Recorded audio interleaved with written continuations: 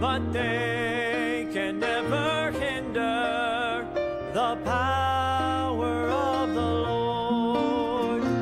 He will not be shaken, His truth will never fail. Rest in the assurance that Jesus will prevail. The Word still has its answers, the blood alone still saves. God is still our refuge, and the gospel still remains. Souls can still be rescued, for mercy still redeems. Rejoice, the tomb is empty, and Christ is still the King, the King.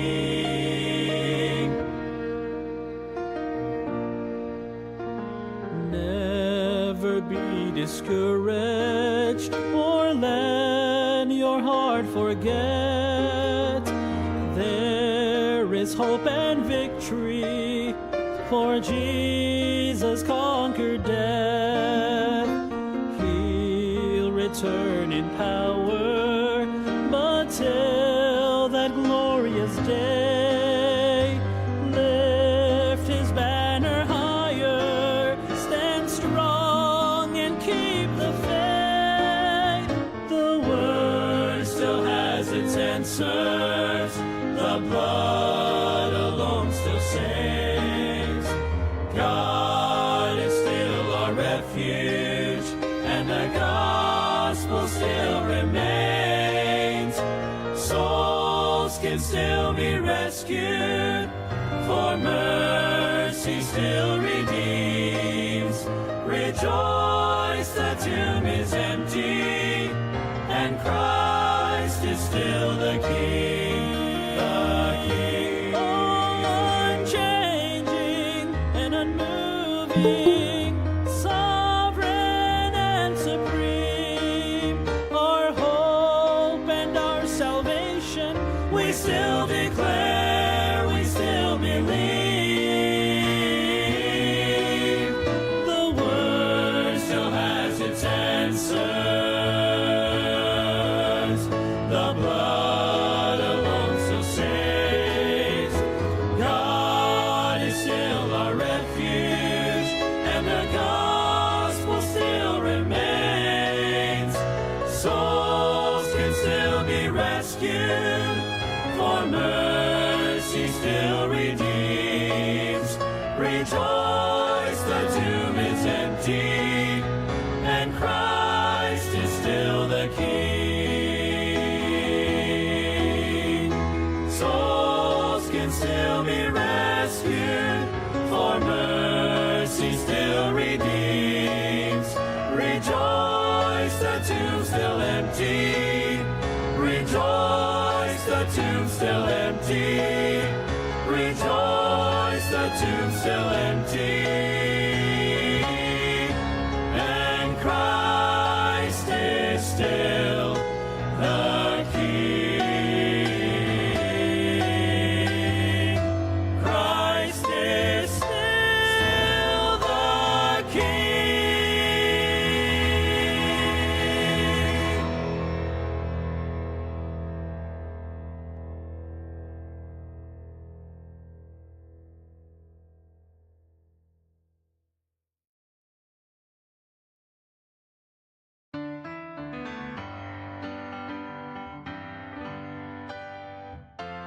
Paul wrote to Timothy, I'm ready to be offered.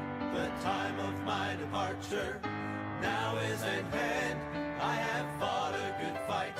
My course is now finished. A crown now is waiting when before God I stand. There is laid up for me a crown of bright glory. That is why I must run this race faithfully. There is reserved for me up in heaven a mansion. That is where I shall live eternally.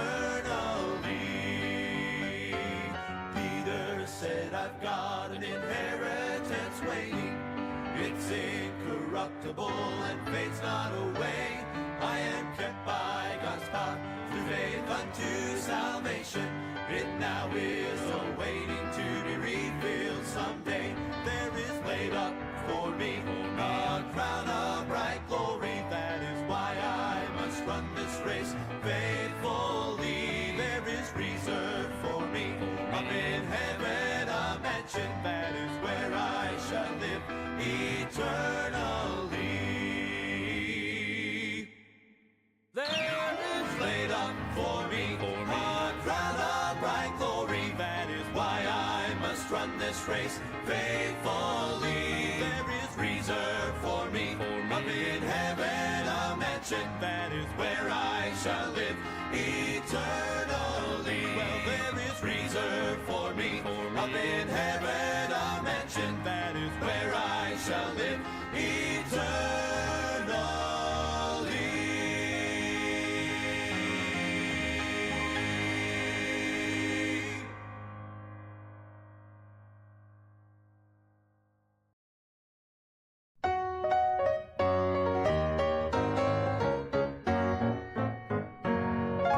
I've often wondered what heaven is like.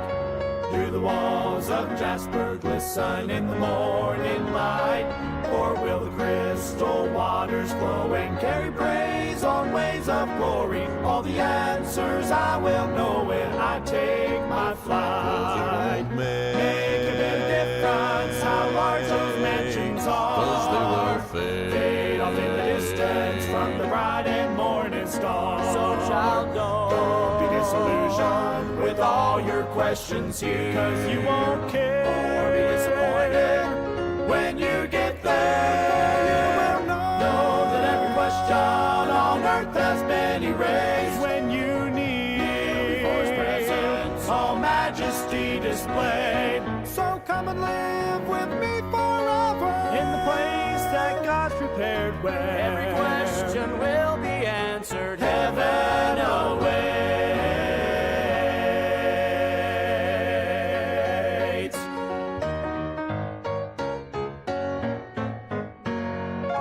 What will heaven's choir be singing when I get home? Will it be a new song never heard here below? Oh, I could ask a million questions, but when I am in His presence, there will be no need for guessing. Then I will know. 'Cause it won't make a bit of difference how large those mansions are. 'Cause they will fade off in the distance from the bright and morning star. So child, don't be disillusioned with all your questions here, 'cause you won't care or be disappointed when you get there. You will know that every question on earth has been erased when you need before His presence all majesty displayed. So come and live with me forever in the place that God's prepared, where every question will be answered. Heaven awaits. Make a bit of difference how large those mansions are. Fade off in the distance from the bright and morning star. So child, don't be disillusioned with all your questions here, 'cause you won't care or be disappointed when you get there. When you get there, know that every question on earth has been erased when you need before His presence all majesty displayed. So come and live with me forever in the place that God's prepared, where every question will be answered. Heaven awaits.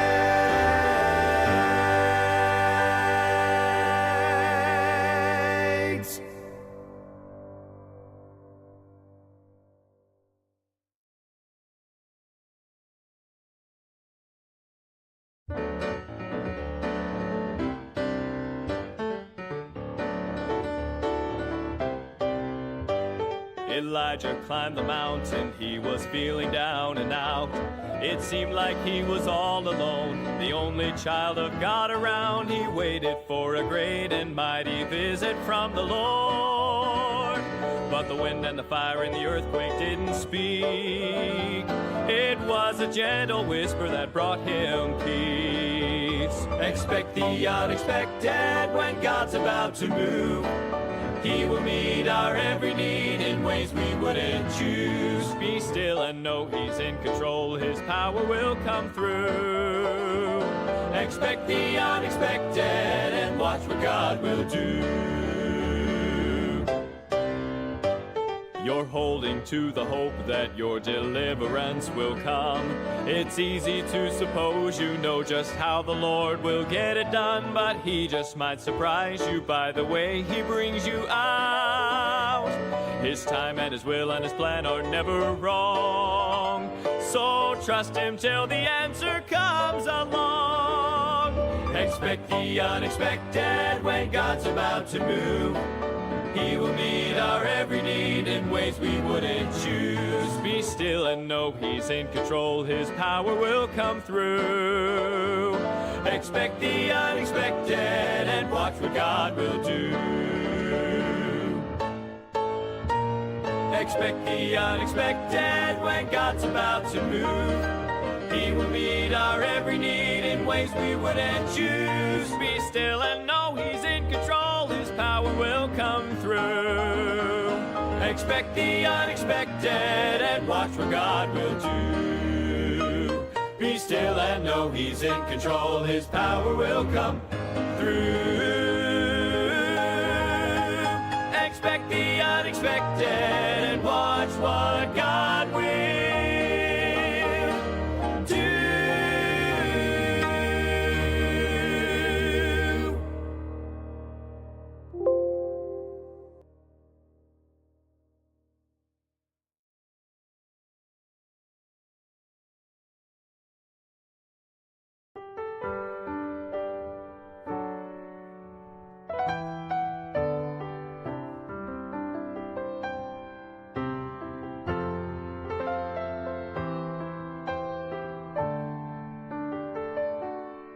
Isaac walked up the mountain, his father by his side.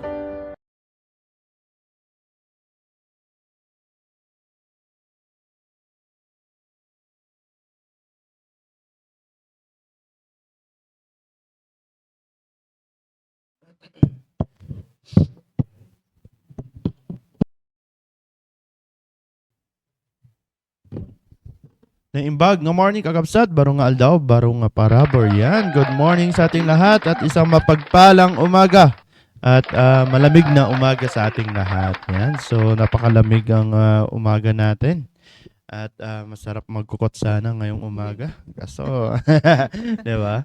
Yan, sa gantong lamig talagang di ba? Sarap magtalokbong sa kumot. Pero, yon patuloy, no? Word of God, di ba? Na kung saan nandito tayo para mag-aral, no, at matuto sa salita ng Diyos. Yan, at good morning sa mga ka-co-host ko, Ma'am Virgie. Good morning sa'yo. Yan, good morning po sa ating lahat at sa lahat ng mga working at saka yung mga hindi pagising. Good morning. Morning. At si Ma'am Ginida. Ayun, naimbag nga Thursday morning, Kapsat. Enjoy po natin yung pakikinig ng salita ng Diyos. Amen. Yan. So, at kasama din natin yung ating live viewers dito. Si Ma'am Ruby. Ma'am Ruby, baka may gusto kang batiin. Ayan.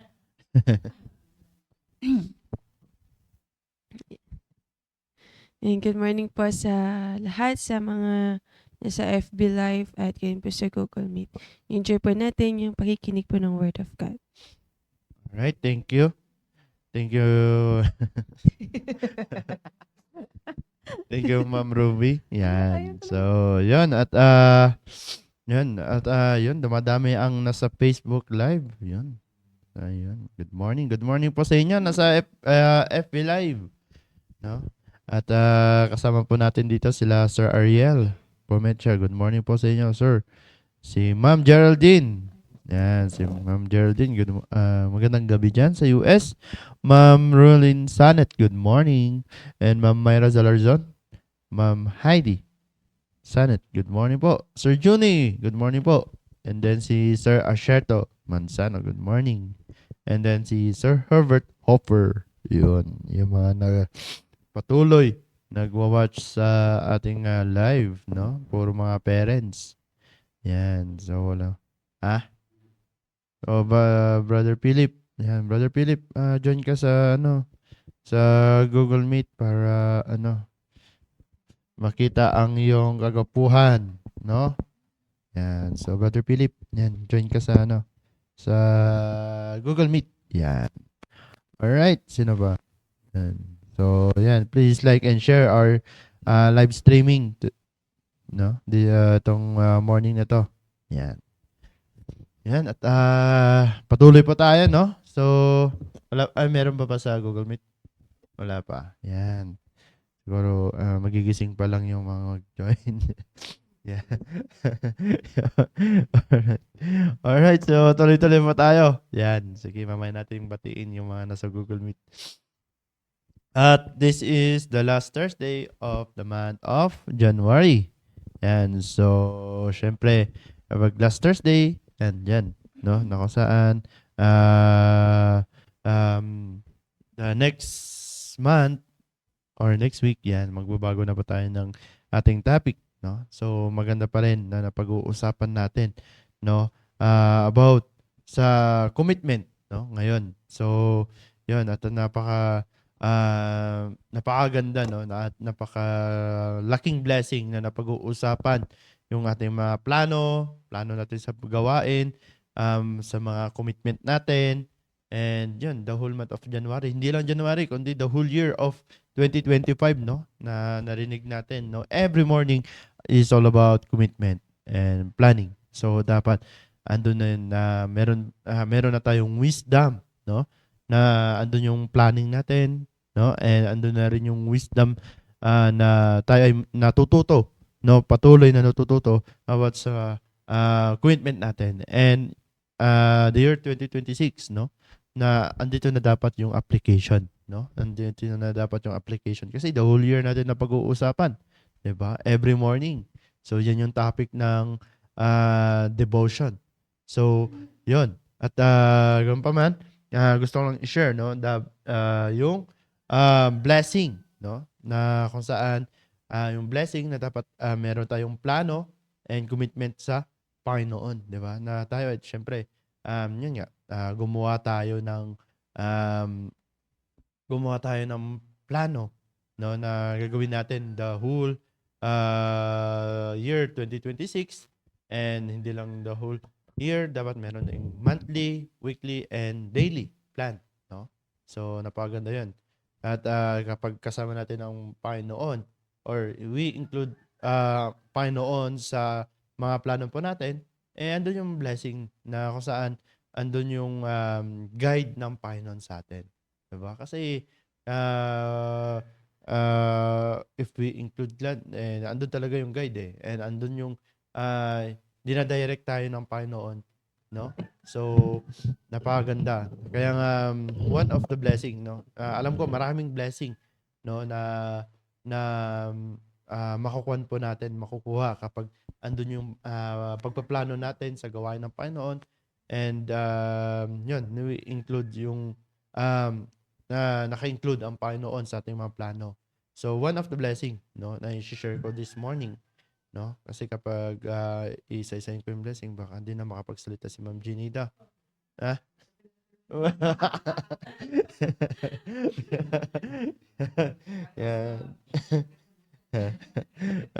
Marami pa naman i-share si Ma'am Virgie. Yan. So, hindi nakapagsalita si Ma'am Ginida nung last eh. Yan. So, sayang naman yung linesan niya. Alright. Yan. So, one of the blessing na nakikita ko, no? So, ito yung pinakamalaking blessing na nakikita ko, na kapag kasama natin ang Panginoon sa ating mga plano, sa ating mga commitment, is ito yung a life guided by God, no? A life guided by God. So, yan yung tinuturing kong big blessing sa akin. Kasi, tingnan nyo po dito Psalms chapter 37 verse 23. Psalms chapter 37 verse 23. Yan, sabi po dito, the steps of a good man are ordered by the Lord, and he delighted in his way. Yan, na kung saan makikita po natin na the steps of a good man are ordered by the Lord. So, yan, na kung saan ordered by the Lord. Na makikita po natin na God establish and direct the action and path of a righteous person. No, na kung saan, yun, kapag kasama natin ang Panginoon sa ating plano. Siyempre, kapag may plano tayo, just like yung sa building, pinapatayo ng building, may plano po dapat yan. Kasi, yan yung magiging guide sa atin. So, kapag meron tayong plano together, na andun ang Panginoon, and andun yung Word of God, andun yung God establish and directs our steps. No? Andun yung guide po natin. And na kung saan sumunod lang tayo, obey, di ba? Na kung saan, kung ano may naririnig po natin na galing sa pulpito, andun, andun yung pangangaral ni pastor, no? Andun yung principle na about sa planning, sa commitment, andun na yung plano 'di ba? Na kung saan na-establish na God establish, no? Na andun yung steps natin na siya yung magda-direct na lang, no? And yun, na kaya may plano para hindi tayo mapahiwalay sa Panginoon. Kaya nga we include God sa ating mga plano. Kahit sa mga personal natin, 'di ba? Na kung saan kapag syempre meron tayong plano sa ating ministry, may plano tayo sa mga sa gawain ng Panginoon, no? Sa church, may mga plano din tayo sa ating personal, lalo na tayo sa mga nagwo-work sa labas, 'di ba? Kung saan meron din tayong plano sa ating work. And yun, kahit nga sa personal or dun sa plano natin sa work, dapat we include Panginoon pa rin, 'di ba? Kasi doon natin makikita na kung saan andun yung guide ng Panginoon sa atin.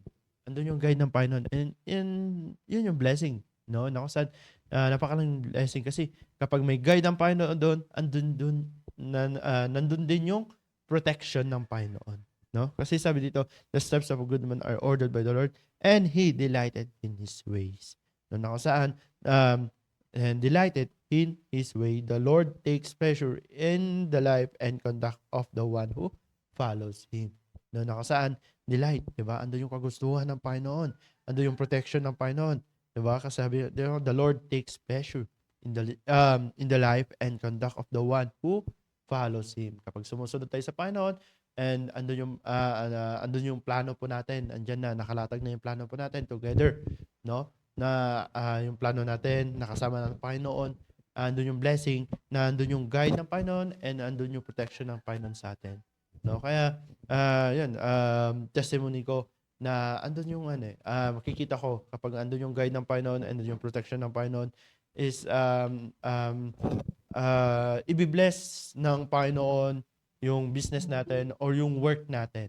No? Just like, yun, nakikita ko, patuloy na nagbibigay ang Panginoon, no, na in terms sa aking sa aking work, sa aking business, sa photography, no, kung saan nakikita ko na lumalawak yung kumbaga kapag sa networking ganun, yung sanga yan. So doon kasi nung sinabi ni pastor nung last year, yan, magsarili ka na lang doon, yan. Kung saan, sinunod ko yun. No? Naging freelance ako, and nandun yung blessing, na kung saan nakita ko na biglang lumawak yung yung network ko, kung dumami yung mga studio at nawala kami sa camera. Brother Mark.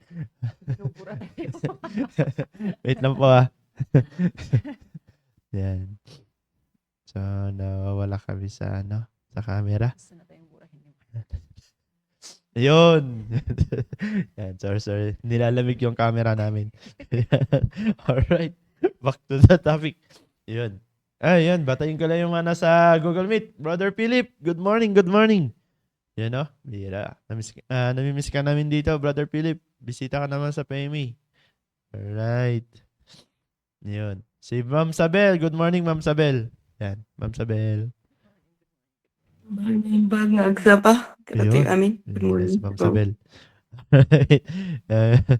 Alright, sige. Yan, back to the topic na tayo. Yan, na kung saan makikita po natin na, yan, once na sinunod mo yung counsel ng man of God, no, na kung saan, andun yung blessing talaga na nakikita ko. Despite yung iba, malalayong lugar, no, nagbibiyahe-biyahe ako, tapos yan, puro nababalita is puro aksidente, di ba? Nandun yung nandun talaga yung protection ng Panginoon sa akin. No? And kapag patuloy na andun yung plano po natin and commitment natin sa Panginoon, yung guide ng Panginoon sa atin talaga. Kaya nga, despite no, na kung saan, yun, nakakahinayang din, no, na kung saan may mga pinapasa sa akin na bookings, kapag mga Sunday service, Sunday, di ba? Alam niyo naman, kapag Sunday, diyan dapat tayo na sa bahay-sambahan ng Panginoon. At yun, despite na yun, kinakancel ko yung mga yun, yan. At yun, na kung saan, kung ako, no, sayang kikitain ko that Sunday na yun. Pero, yun, mas pipiliin ko pa rin, no, na kung saan, kasi, andun yung guide ng Panginoon and bibigyan ka ng wisdom ng Panginoon na kung saan na na hindi ka mawawala sa simbahan, no? Sa simbahan tuwing Sunday. Kaya nga nakikita kong blessing ko doon is pinapalitan naman ng Panginoon, di ba? Na kung saan andun yung talaga yung guide ng Panginoon sa atin and andun yung protection ng Panginoon. And yun nga, na kung saan the steps of the good man are ordered by the Lord. No? The steps of a good man are ordered by the Lord. So, andun talaga yung guide ng Panginoon sa atin. Bakit? So, yun. So, yun. Andun yung trust dapat natin sa Panginoon. Kasi sabi nga ng Panginoon dito sa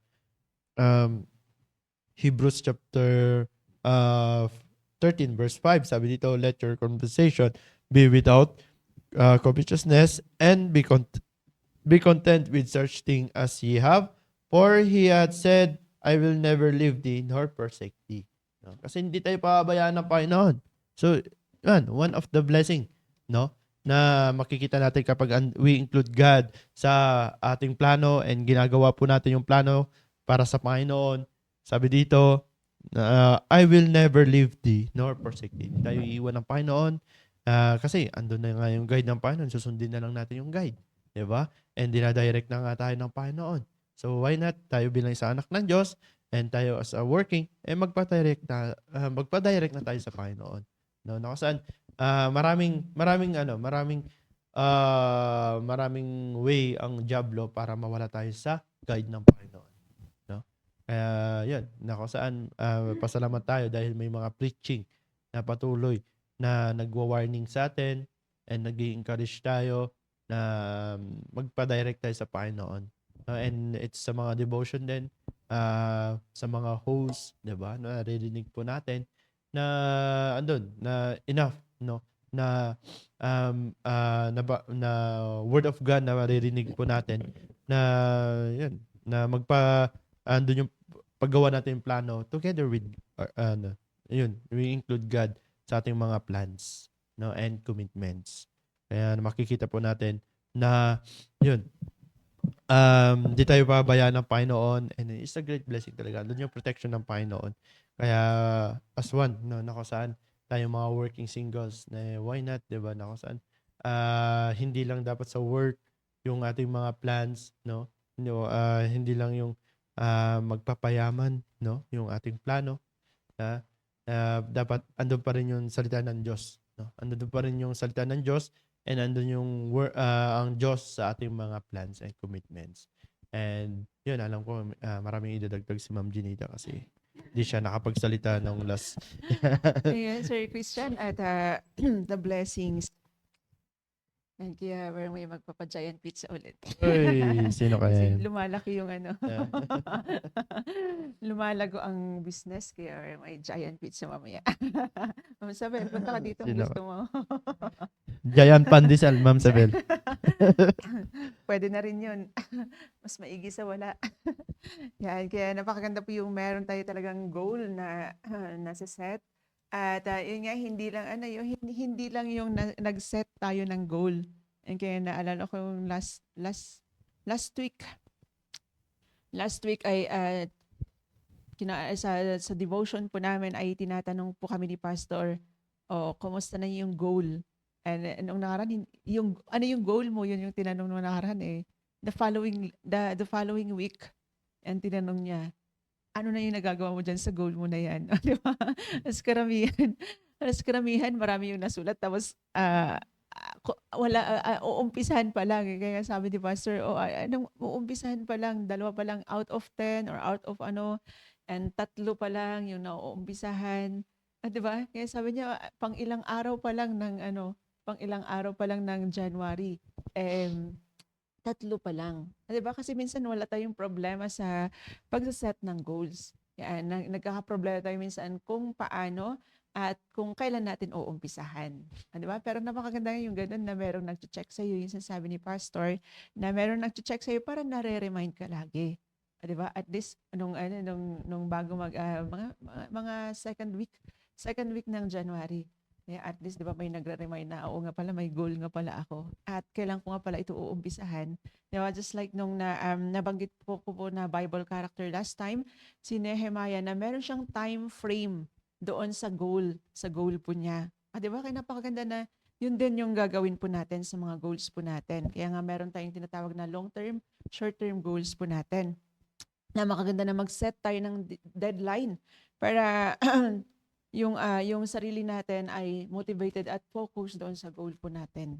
'Di ba minsan kasi kahit andyan yung goal tapos hindi pa natin inuumpisahan, hindi natin umpisang gawin, wala rin lang 'yan. Parang yung wish list pa din 'yan. Hindi pa rin 'yan goal.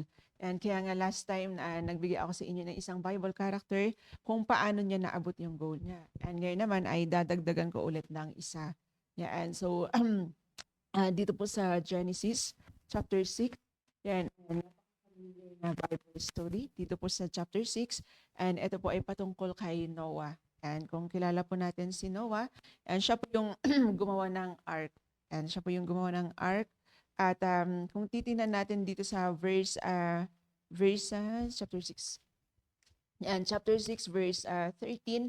And dito po natin mababasa yung ipinapagawa sa kanya ng Panginoon. So sabi ng Bible, and God said unto Noah, the end of all flesh is come before me, for the earth is filled with violence through them, and behold, I will destroy them with the earth. Make thee an ark of gopher wood, rooms shalt thou make in ark, and shalt pitch it within and without, 300 cubits and breadth of 50 cubits, and the height of it 30 cubits. Yan. So, makikita po natin dito po yung pinapagawa ng Panginoon kay Noah. Yan. So, kung titingnan po natin dito sa verse 14, and verse 14 and verse 14, 15 and 16. Yan, verse 14, 15, 16. And andyan po yung instruction sa kanya ng Panginoon. And very specific po yung instruction po dyan. Sinabi po dyan kung ilang floor. Yan, sinabi po dyan yung sukat, yung width, yung length. Yan, so sinabi po ng Panginoon yan kay Noah. And imagine si Noah, na alam mo yun, nandun ka sa kabundukan, tapos papagawain ka ng ganun, papagawain ka ng ark. At kung titingnan natin yung length, yung width, yung length, kung gaano kalaki, and parang sabi po doon sa parang siya ng football field, and napakalawak. Yan kasi yung isang cubit is 18 inches long, di ba? And so, ilang cubits yung sinasabi ng Bible po dyan.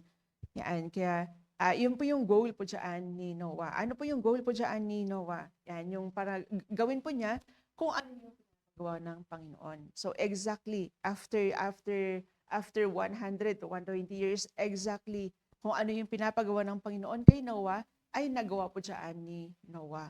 Yan. Pero, And kung titingnan natin yung kapanahunan ni Noah, and habang ginagawa po niya yung ark na yan, may mga oppositions din. And may mga kagaya ni Nehemiah, and merong oppositions din na dumating kay Noah. And di ba, yung sabi ng Bible na minamak si Noah dahil gumagawa siya ng napakalaking arka. Anyway, siguro iniisip na rin nila na nasisiraan niya ng bait. And di ba? Kasi andun siya sa kabundukan, tapos gagawa siya ng ganyan. Di ba? And so, and may, nakaranas din siya ng opposition, nakaranas siya ng mockery, pero natapos pa rin niya kung ano yung pinapagawa sa kanya ng Panginoon. And so, ano pong meron si Noah? And kaya po niya natapos. Yan yung pinapagawa sa kanya ng Panginoon. Exactly. Yan, so nasunod yung length na ibinigay ng Panginoon sa kanya. Kung ilang story. Yan, si Noah meron din po siyang perseverance. Makikita po natin dyan sa kanya. Yan, so pag sinabi natin perseverance, nabanggit ko rin yun last time, notwithstanding stress. Yan, ano man yung may darating man na opposition, may darating na problema, pero andun pa rin na mahihit pa rin natin, maaabot pa rin po yung naset po natin na goal. Di ba? And focus doon sa kung ano yung goal po natin, doon po tayo dapat nakafocus doon sa goal po natin. Di ba? Kaya kung papansinin natin, siguro si Noah kung nagpadala din siya sa mga naririnig niya sa paligid. And siguro maari na hindi niya natapos yung pinapagawa sa kanya ng Panginoon, at maaring mas lalong natagalan siya kung sinunod niya yung mga tao sa paligid niya. Di ba? And kaya meron talagang opposition. Minsan may mga naset pa tayo na goal. And kaya yung minsan parang ayaw nilang magbanggit ng goal. Kasi tatawanan lang ako ni and nakakantsawan ako ni Sir Christian sa sa goal ko Kaya silent goal na lang ito. Di ba? Minsan may fear. Merong fear. And baka tatawanan lang ako dito. And baka pag sinabi ko ito, and at the end, hindi ko ito maaabot, kakantsawan lang ako. Then, tatawanan ako. Di ba? Minsan natatakot, kaya minsan hindi sinasabi ng iba And unwritten goals daw yung iba. Pero ang kagandahan kasi noon, na naririnig din ng iba. Kaya yung ganun ginagawa ni Pastor. Para maipag-pray din. So tandaan po natin na tayo po bilang magkakapatiran, isang church, ay meron din tayong tungkulin na ipanalangin yung mga kapatiran po natin. Di ba? So may mga goals tayo. Napaganda na masabi din po natin sa iba para meron po tayong kasama. At malay natin, matutulungan pa tayo nila para maabot po yung goals po natin. So, kung naalala niyo po yung mga nasabi din po namin last time, na may mga goals po tayo na hindi natin kayang gawing mag-isa, na merong tao na pwedeng tutulong sa atin para maabot po natin yan. Kaya minsan, yung minsan tahimik lang kasi baka yun, makakakantsawan din ako, kagaya ni Noah, di ba? At minsan, ang common response kasi natin pag kinantsawan or ang common response po natin diyan, nagko-quit na tayo, di ba? Nagko-quit na tayo, nagi-give up na tayo. Yun po yung kadalasang response natin bilang isang tao. Pero kagaya po ni Noah diyan, minak na siya, di ba? Ang dami-dami niyang narinig. Pero naka-focus pa din po siya doon sa goal po niya. Ano po yung goal po niya? Natapusin yung pinapagawa sa kanya ng Panginoon. So ganun din sa bawat isa po sa atin. Ano man po yung mga naset po natin na goal, napakaganda na maging perseverant po tayo. Huwag nating hayaan na i-control tayo ng mga pangyayari. Di ba? I-control tayo ng mga pangyayari, i-control tayo ng mga tao sa paligid po natin. Di ba? Maging perseverant po tayo. So, keep focus doon sa, yung focus po natin, dapat ando doon po sa goal na naset po natin. Huwag tayong padadala. Narinig ko lagi yung sinasabi ni Pastor, kapag bumibiyahe, lagi niya sinasabihan yung mga drivers, lalo sa Meshach. Sabi niya, pag nagdadrive ka, wag kang pakukontrol sa paligid mo. Di ba? So, ganun din sa atin. Yung kung ano yung goal po natin, dapat doon lang po yung focus po natin. Kagaya ng sinasabi sa 1 Corinthians, di ba? Na para tayong nasa race. Di ba? Kapag nasa race ka, so ano po doon? Ano yung goal mo doon? Yung manalo ka. Di ba? Kapag yun yung goal mo, wag kang Huwag kang madadala sa mga nasa paligid mo. Yan. So, keep your eyes on the, ano, yan. So, hindi ka maliligaw. Kasi kung papansinin lahat natin, yung mga happenings, papansinin natin tao dyan sa paligid, yan, walang maitutulong yan sa atin. Madidistract lang po tayo sa mga goals po natin. At pag na-distract na tayo sa mga goals po natin, wala na, na-distract ka na, tumigil ka na. And sa halip na magpatuloy, ang nangyari ngayon, tumigil. At kapag tumigil na tayo sa goal natin, discourage ka na. Di ba? Wala na tong goal ko na to, wala na talaga. And next year na lang ulit. Next year na lang ulit. Samantalang, pwede mo namang maabot yan kung meron tayong perseverance. Di ba?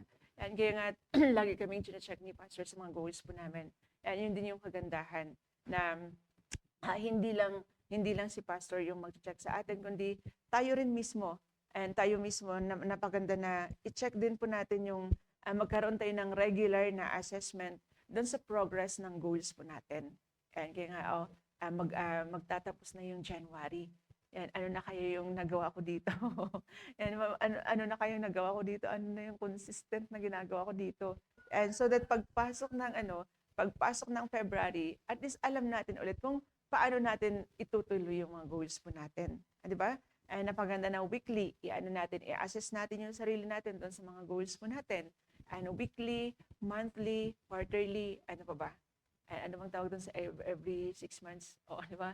And then, yung yearly. Di ba? Kasi yung ginagawa natin minsan, yung i-check na lang natin yung goal natin kapag December na. Yan. So, ano na yung nagawa natin dito? Di ba? Minsan, December na lang. And then, mamamalay-malaya natin. Wala palang, sa 10, isa lang pala yung naabot ko ngayong December. Di ba? Kasi minsan, tinitingnan lang natin siya, December na. Pero kung January pa lang, pero itong January, hindi ko naabot ng goal ko na ito. Di ba? Magre-review ka na, i-review mo, ano nangyari? Bakit hindi ko naabot ngayong January? So, ano yung gagawin ko so that by February, itong hindi ko nagawa, magagawa ko ngayong February.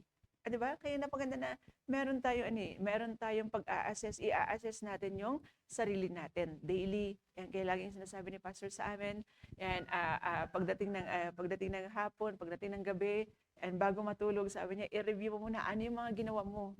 Di ba? Yan, nagawa mo ba yung goal mo yung araw na to? Weekly, yan, monthly, and so on. Di ba?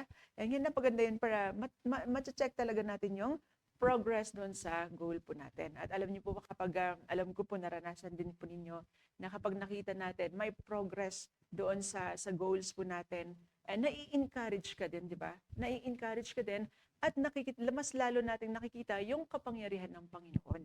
Di ba? Yan, so hindi lang yung hindi lang ikaw yung masaya, ganun din ang Panginoon. Yan, kaya nga maging perseverant sa mga goal na naset po natin. And then hindi lang yung pagiging perseverant po natin, kundi andun dapat yung diligence po natin. And pag sinabi natin diligence, andun yung consistency doon sa ginagawa natin. And kaya yun din yung laging sinasabi ni Pastor sa amin. And minsan, kaya minsan hindi naaabot yung goal and kasi nawawalan ng consistency. Parang parang nakabase sa, kaya lagi niyang sinasabi na hindi dapat lagi nakabase sa emotion. Di ba? And parang ngayon, hindi mo feel gawin yung goal mo, bukas na lang. Di ba? Hanggang sa mamalimay mo, wala pala. Waiver na. Hanggang wala na. And so, ang gandahan kasi doon, kapag consistent ka din, and merong mabibuild, na character po sa atin. Yan doon sa pagiging consistent natin sa mga goals po natin. And so kung ang pagiging perseverant at pagiging diligent makakatulong sa atin and para maabot yung goal po natin, and ang opposite naman diyan na makakasira sa goal po natin ay yung katamaran po natin. And di ba, tinanong kami ni Pastor nung nakaraan sa devotion po namin, halos lahat kami, ang tanong ni Pastor, ano yung nakikita mo na makakahadlang doon sa goal mo? Halos lahat, ang sagot ay katamaran, di ba? Halos lahat katamaran. Sabi ni Pastor, dapat ikat na yung katamaran natin. Yan, putulin na yung katamaran. Kasi isa talaga yan sa pumapatay and pumapatay sa mga goals po natin. At pag napangunahan tayo ng katamaran, wala tayong ma-accomplish, wala tayong matatapos. And kaya it's time na putulin natin yung katamaran and hayaan natin na mangibabaw yung pagiging perseverant po natin at yung diligence po natin. Actually, pag diligent ka, pag perseverant ka, pwede mong ma-overcome yung katamaran. Yan, so yun lang, and yun lang po, and to God be the glory. Thank you, Ma'am Janita. Yan. So, yan. Si Ma'am Bergie. Dagdagan mo, Ma'am Bergie. Amen. Yan, mahalaga yung time frame natin sa paggawa ng plano. And anyway, since nagkaroon kami ng silent devotion, silent devotion, di ba, sa FB Live, yan. Kaya ulitin ko lang ulit yung verse na finalize ko na din ngayon kasi this is our last, di ba, sa topic natin. Last day of our topic. And dito sa Proverbs chapter 19 verse 21. Yan, sa Proverbs chapter 19 verse 21, sabi niya, yan, in connection sa parang, kumbaga, overall, yan, conclusion. Dito ay, it's a warning sa atin, di ba? It's a general warning sa atin, yan, sa paggawa natin ng plans, sa mga decision makings natin, sa goals natin. Kasi, sabi ko nga last time, di ba, hindi basta-basta na gagawa tayo ng plano, di ba, na hindi natin nilalatag sa Panginoon. Yan. Kaya, syempre, kasama na dun yung kasama na dito yung Panginoon eh. And sabi niya dito sa Proverbs chapter 19 verse 21, there are many devices in a man's heart, nevertheless, the counsel of the Lord that shall stand. Ayan. At pag sinabi niya dito, may contrasting dito, di ba, na nevertheless. Ayan, kapag contrasting, ibig sabihin, dahil sa ang tao, di ba, is a sinner, at yun nga, andyan na yung kasali na dyan yung mga dito sa yung devices na binabanggit dito, yung mga plans, yung mga ambitions ng tao. Lahat tayo, di ba, nature na ng tao na nagkakaroon tayo ng dreams, yung mga ambisyon, yung kung anong gusto nating maging, di ba, may mga plano sa buhay, yung mga ganun, hindi naaalis sa tao yun. At yun nga, yung nakalagay dito na there are many devices. Ang dami-dami nating plano. Yan, in a man's heart. At dito yung man's heart, 'di ba, nabanggit sa Jeremiah chapter 17 verse 9 na ang man's heart represents our inner. Yan, often deceitful. Ayan, niluloko tayo minsan, hindi mapagkakatiwalaan. 'Di ba? Kaya nabanggit dito devices in a man's heart. Yan, sabi niya prone to selfishness and sin. Kaya kapag, syempre, ang tao minsan hindi, kahit nga tayo mismo na believers, 'di ba? Hindi natin na-discern yung hindi natin na-discern yung kalooban ng Panginoon sa mga planong ginagawa natin sa buhay, mga decision makings, 'di ba? Kaya meron din mga nagfi-fail talaga. Yan. Pero dito yung ini-emphasize kasi ng verse na ito. Ayan, so hindi lang ito talaga para sa, it's yung sabi ni Pastor na head knowledge lang. This is also personal ko din ito. Ayan, na reminder. At sabi niya yung counsel of the Lord. Yan, ito yung God's eternal sovereign plans. Yan, divine wisdom, infallible guidance which supersedes human plans. Yan, and brings about His intended purposes. Kumbaga dito, iba yung beyond our plans, beyond our thoughts, 'di ba? Yung iniisip natin as ordinary people, 'di ba? As human being. So iba yung plano ng Panginoon sa atin doon sa iniisip natin, 'di ba? Kaya minsan nakikita na kaya nga may contrasting dito sa verse, 'di ba? Kasi describe na ang tao na yun nga, makamundo yung decision makings, yung mga plano. Yan, we are described na we are sinners, we are lustful, di ba? Kaya nga yun yung sinful nature, ang daming mga distractions, yan, na pwedeng sumira sa atin. Ang daming mga plots, ang diablo, di ba, para mahila tayo. Yan, mawala sa direksyon, 'di ba, yung mga plano natin. At yun, sabi niya, yung counsel of the Lord. Yan. Spiritual direction. Ayan, sabi niya dito. Yan, at nabanggit din sa counsel of the Lord na nabanggit dito sa Psalms chapter 33 verses 10 to 11. Basahin ko lang. The Lord bringeth the counsel of the heathen, yung mga unbelievers, to naught. Yan. So the Lord bringeth the counsel of the heathen to naught. Ibig sabihin, yung overall na ini-emphasize ng verse na ito, kahit na, 'di ba? Kahit na ang dami-dami nating plano sa buhay, kahit gaano kaganda yung plano natin, yung dream natin, yung kung yung gusto nating maging in the future, successful businessman, successful na whatever, financially successful, stable, whatever. Pero kung hindi nga connected sa kalooban ng Panginoon, 'di ba ang sabi niya dito, kaya niya pa ito-twist niya pa rin, mapupunta pa din sa wala. Ayun. So, 'di ba? Ganun ka devastating yung magiging kalagayan mo kapag sinabi, kahit sabihin mo na naging successful ka sa plano mo, ayan, pero kung sa bandang huli naman, hindi mo sinama ang Panginoon sa mga plans mo at ang daming mga nasagasahan, di ba? At personal talagang nasira yung relationship mo sa Kanya. O di ba? So, doon, ito yung sinasabi na whatever na natin, wala tayong magagawa. 'Di ba? Yung counsel pa din, yung kalooban pa din ng Panginoon ang mangyayari. Yan. Yung sovereign, kasi yung sovereignty ng Panginoon yung ini-emphasize dito eh.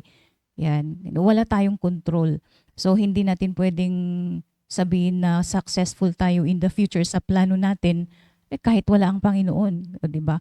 Tapos, akala natin talagang control natin lahat, pero yun nga, lang yung isang pitik ng Panginoon sa atin, 'di ba? Yan, pwede tayong masira. Yan, kaya nga nakakatakot din. And yun nga, the Lord bringeth the counsel of the heathen to naught. Yan, bringeth the counsel of the heathen to nothing, worthless or useless. So he maketh the devices of the people of none effect. Ayan, kaya hindi kasi mafulfill yung purpose niya dito, 'di ba? Kung gagawa lang tayo ng plano na hindi naman talaga naayon sa Panginoon. And the counsel of the Lord standeth forever. Yan, the thoughts of His heart to all generations. Kaya wala tayong choice. Yan, kasi tayong anak ng Diyos, wala tayong choice but to obey. Yun, 'di ba? Yung sumunod sa Kanya. Ayan, and overall, 'di ba, yung sabi niya dito na yung sumunod tayo kasi meron tayong Word of God. Yan, nilatag na ng Panginoon, binigay ng Panginoon ang instruction niya through His Word. Yun, so the Bible as the final authority on God's plan. So hindi tayo 'di ba? Kumbaga, ito na yung pinaka sa atin, pinaka treasure natin na wala sa iba. Imagine yung meron tayong guide, gina-guide tayo sa paggawa ng plans natin na iba sa different from outsiders, 'di ba? Yung mga hidden or yung mga worldly people, yung hindi nakakakilala sa mga lost people, yun. So, yung natin, yung blessing, gaano tayo ka-blessed na meron tayong instruction sa paggawa ng plano. Kung iisipin ko, i-compare ko noon na hindi pa ako ganun ka-knowledgeable or ka-grounded ng Word of God.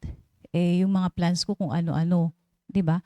Ang daming plano na wala namang kwenta. So, napunta pa din sa walang kwenta talaga, 'di ba?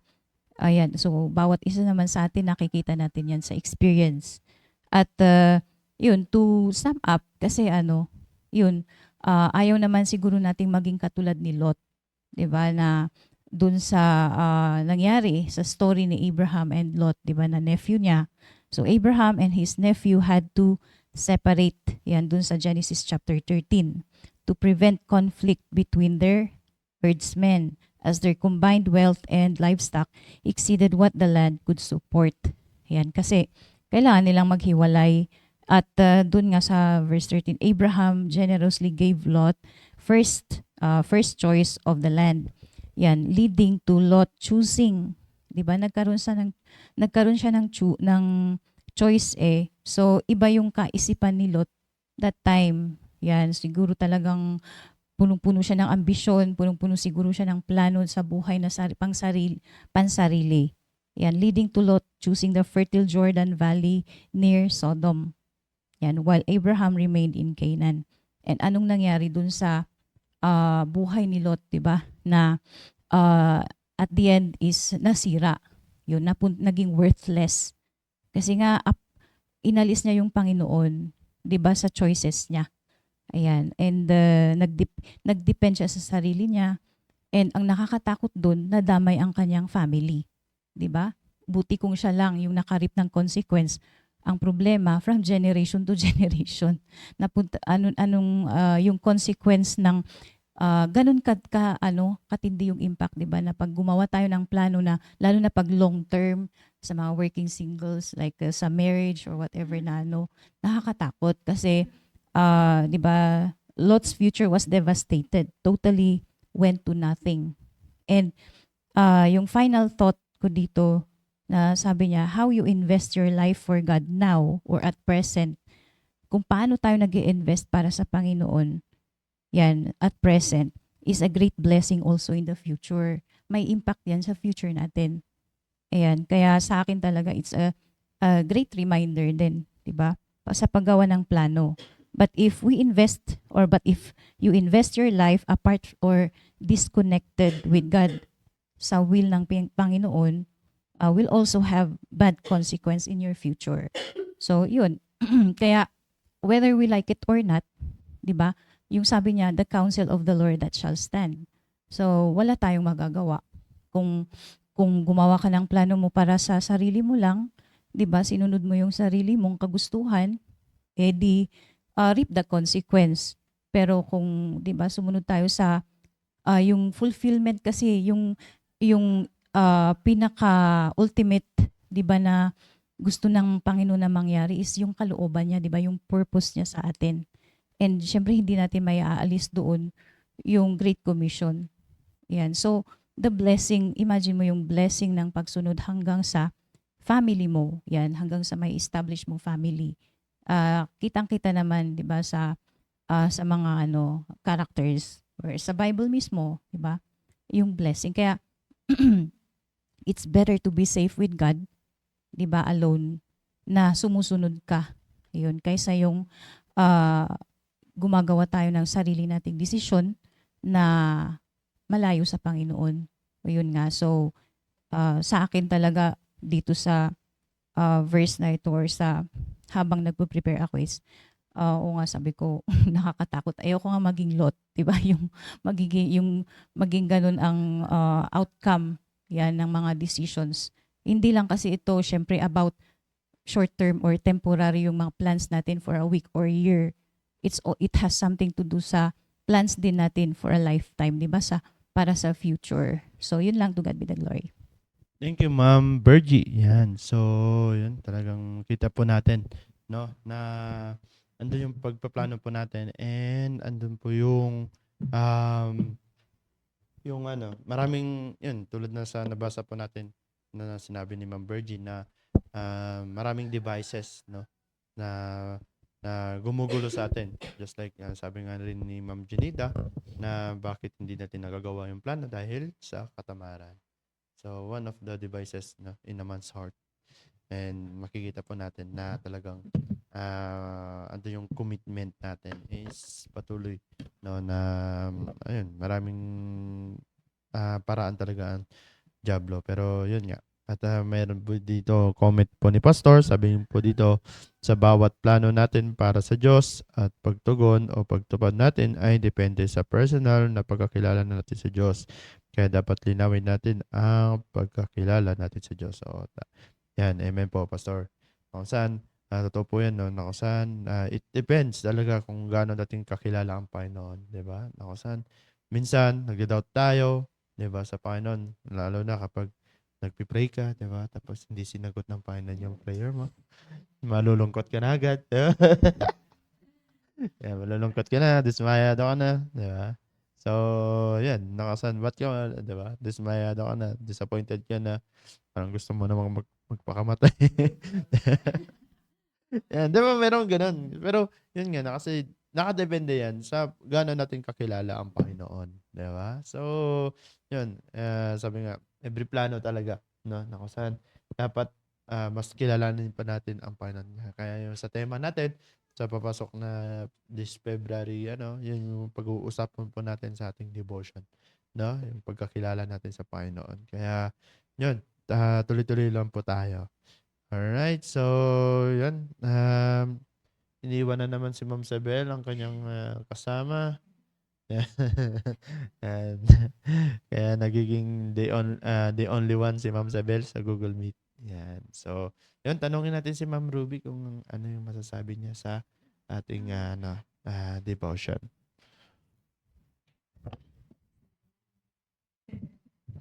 Meron ba? Yun po. At maraming salamat po sa reminder po ng Word of God. Totoo po yun sabi po ng Bible na sa paggawa po natin ng goals or ng plano sa buhay natin ay there are many devices. At ang kailangan po natin gawin, sabi po ni Ma'am Jen, ay kailangan po natin ng perseverance, ng diligence, at kailangan po natin mag-focus sa mga goals po natin. At para dun po natin mas makilala po ang Panginoon sa buhay po natin. Yan lamang po at maraming salamat. Thank you, Ma'am Ruby. Yeah. So, si Ma'am Sabel naman. Ma'am Sabel.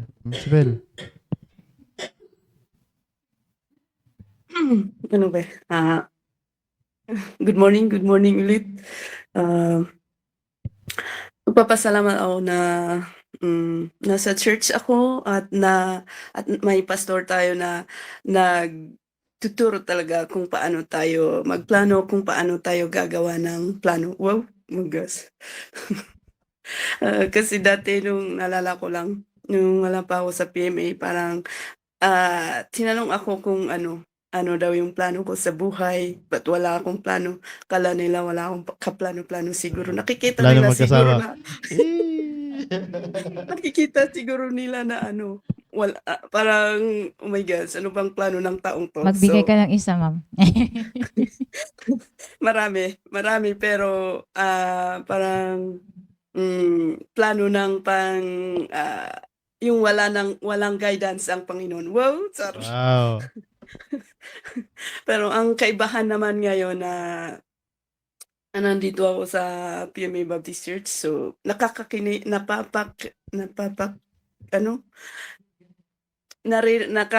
tayo ng salita ng Diyos. So ang kagandahan naman nun sa paggawa ng pagpaplano ko is yung palaging nag-aas ng guidance ng Panginoon, yung kasama mo yung Panginoon, nagpre-pray ka dun sa plano mo. Hindi kagaya dati na ganyan lang, pero ngayon nagsisika ng guidance ng Panginoon. Ay, yun lamang, and to God be the glory. Ayan. Wow, kinikilig ka, Ma'am Sabela. Yan. So, yan. At meron din tayong mga kasama dito sa FB Live, mga working singles. Yan, buti. Dumadami na tayo. Yan. Si Ma'am Krisha Velasquez, good morning. Si Brother John Michael Manzano, good morning. Dapat live viewers ka na rin, Brother John Michael, punta ka dito. Yan. Si Ma'am Maria Kaabay. Ma'am Maricel. Yan. Sino pa? Yan lang. Alright, yan. So, marami sa pag-tune in, no? So, next, mag-con kayo. Yan, mag-Google Meet mga working singles. Yan, samahan nyo si Ma'am Sabel. Huwag lang kayo aalis agad, no? Yan. Yan, di ba? Wala namang mali doon sa sinabi ni Ma'am Sabel, di ba, Ma'am Ginida? No? Oh, wala. Kinakatakot. Si Ma'am Sabel nga, hindi takot eh. Kinikilig pa eh. So, Oh my God, di ba? Oh Siya my natatakot God. sa kanya. or natatakot kay Ma'am Sabel. Alright, so maraming salamat sa mga pag-tune in, no? At pag-join sa amin sa devotion po namin sa Team Prep. Yan. So maraming din salamat sa mga 16 viewers na nanonood no? So, magandang umaga po sa inyo ulit. Yan. So, tuloy-tuloy lang po tayo sa kinig sa mga devotion po natin. And yan, at huwag po natin kalimutan yung gawain po gawain and yung mga Bible study po natin today. Yan. Then, Ma'am Birch, baka meron kang gustong i-announce? Wala lang. Yun lang. Yung na-remind lang ako dun sa mag-iiba yung setup ng devotion next month. Yan. Yan. So, Hindi na ganito. abangan nyo na lang po. Oo. Yan. So, napakabilis, no? It's February 1 na sa Sunday. No? So, February na, di pa namin na titikman yung handa ni Ma'am Ginida. Nag-aabang. Patrit dun sa Di ba, Ma'am Virgie? Patrit. Ay, Ma'am Sabel? Patrit ka, Ma'am Chinida. Yes, sir. Oh, Yes, di sir. ba? Yun na yun. Alright. So, see? See? Ma'am Ruby, baka may announcement ka. Alright. So, yun. At maraming salamat ulit. At tayo ay magwakas sa panalangin. Let's pray. Nakailan Diyos, maraming salamat Panginoon sa natapos ng devotion. Maraming salamat sa inyong salita and yung yung wisdom niyo po sa amin Panginoon. Maraming salamat Panginoon. Andun yung napag-aralan po namin ng inyong salita Panginoon. Magsilbing encouragement and paglago Panginoon sa amin Panginoon. At dadalangin ko pa yung bawat isa sa amin Panginoon. Andun yung protection niyo and gabay niyo po sa amin Panginoon. Panginoon sa mga pupunta sa mga work, Panginoon. Ingatan yung gawin niyo po, Panginoon. Ganun din, Panginoon, sa mga pupunta sa mga areas and Bible studies, Panginoon. And patawad, Panginoon, sa mga nagawa ng eksananan. Tapanalangin sa Panginoon Jesus. Amen. Thank you, and God bless us all. Thank you, God Ma'am Sabel, bless. sa pag-join sa Google Meet. Thank you. Bye.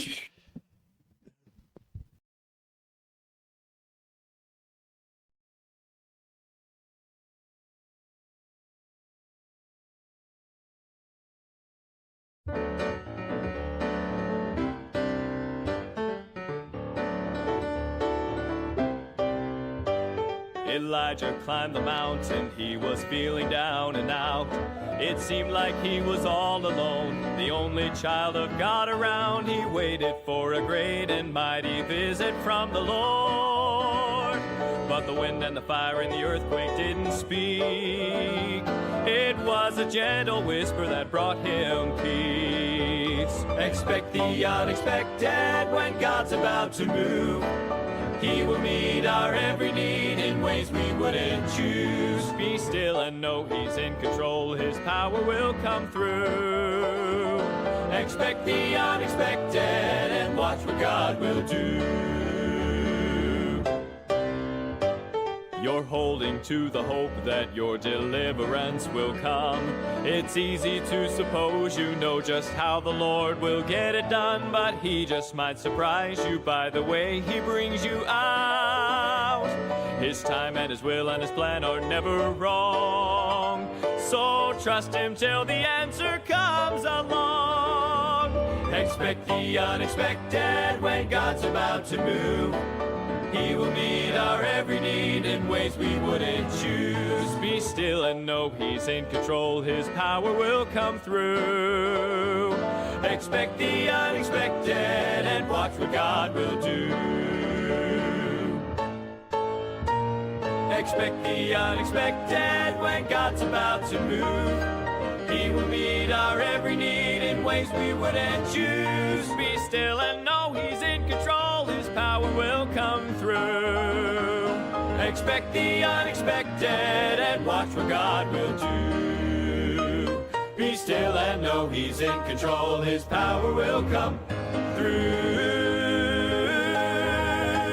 Expect the unexpected and watch what God will